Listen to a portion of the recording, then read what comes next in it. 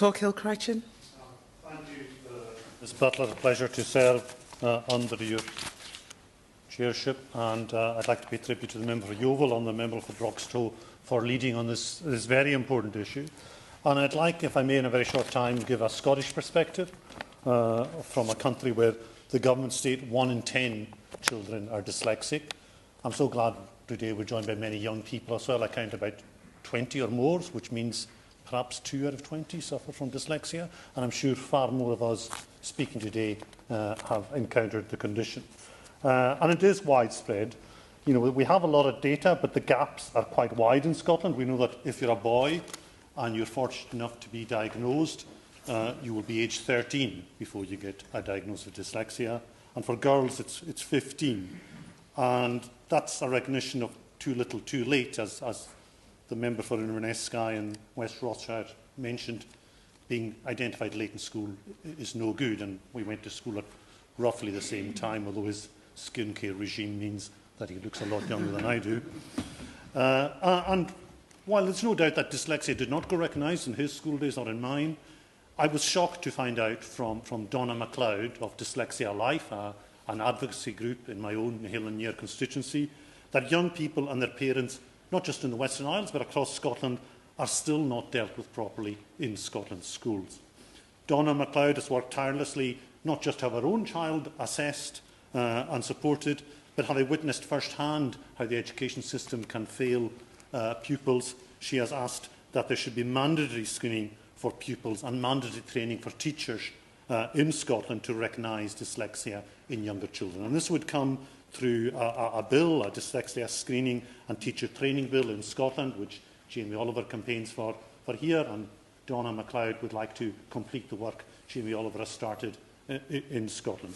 And with good reason, because as has been pointed out, some 40% of the 70,000 odd school children in Scotland with dyslexia are not receiving support. Studies made by Dyslexia show that 80%, as we've heard, of dyslexic children leave school undiagnosed, and only 1 in 10 teachers have a good understanding of dyslexia. There's clearly a need for this, but in Scotland there's a lottery on where you get support, because while the Scottish Government publishes statutory guidance for dealing with dyslexia under the Additional Support for Learning Scotland Act 2004,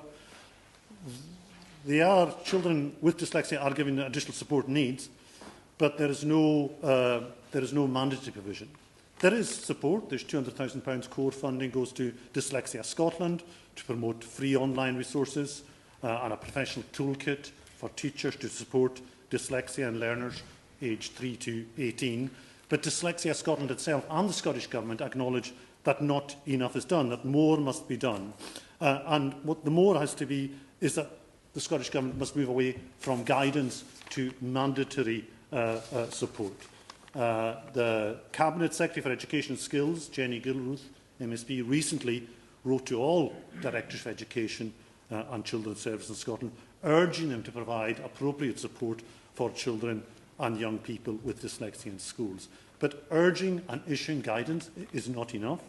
And the Scottish Government does a lot of this, putting systems in place and thinking the mission is accomplished, when actually the mission is accomplished when we measure success and implementation and delivery. And there needs to be far more scrutiny of the work of Dyslexia Scotland and the kind of work and support the Scottish Government itself does for pupils.